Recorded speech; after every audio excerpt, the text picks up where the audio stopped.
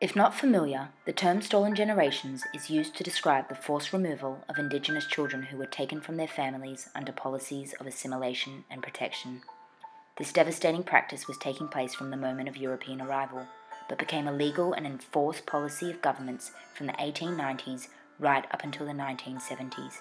Many social workers in urban and rural communities have been confronted by the ongoing effects of the stolen generations and deal daily with the serious health impacts caused by intergenerational trauma, family dislocation, and entrenched poverty.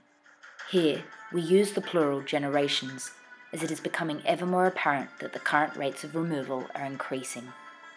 We asked social work students to tell us what they knew about the current rates of removal of Indigenous children compared to non-Indigenous children.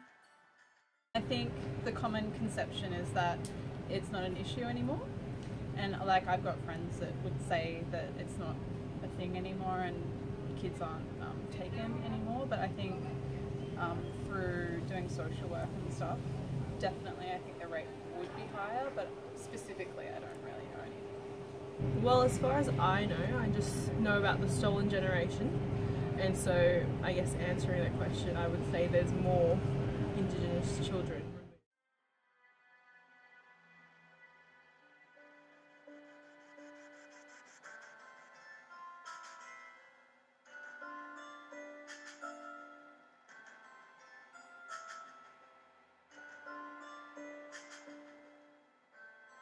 Today, it is becoming more widely recognised that the removal of children by child protection services directly impacts Aboriginal people's life world, as their language, traditional knowledge and practices, as well as their spirituality, is completely embedded within kinship and country.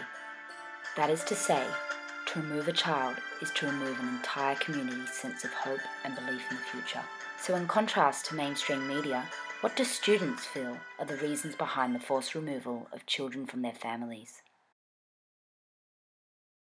One reason could be that social workers lack historical and cultural understandings.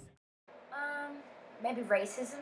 I think racism plays a part in a lot of the issues that we have in society today. That and probably unemployment as well. There seem to be big issues for Indigenous people. Linked to poverty, long-term unemployment, homelessness, and poor education and health outcomes. These are all very significant social determinants of health. Future social workers play a vital role in addressing the negative health outcomes that result in the removal of children from families. Firstly, all social work must be informed by a broad knowledge base, such as the history of trauma, oppressive policies and practices, and everyday experiences of racism. Likewise, social workers must be committed to anti-oppressive practice that is informed and led by Indigenous perspectives. This involves creating meaningful and respectful partnerships that are honest, transparent, and collaborative. Social workers need to understand the structural inequalities that create severe poverty and the kinds of conditions deemed as grounds for removal of children. The pursuit of social justice should underpin all that we do, especially when advocating for the rights and entitlements of the people we work with. Finally, it is important that social workers understand the power and privilege of their positions.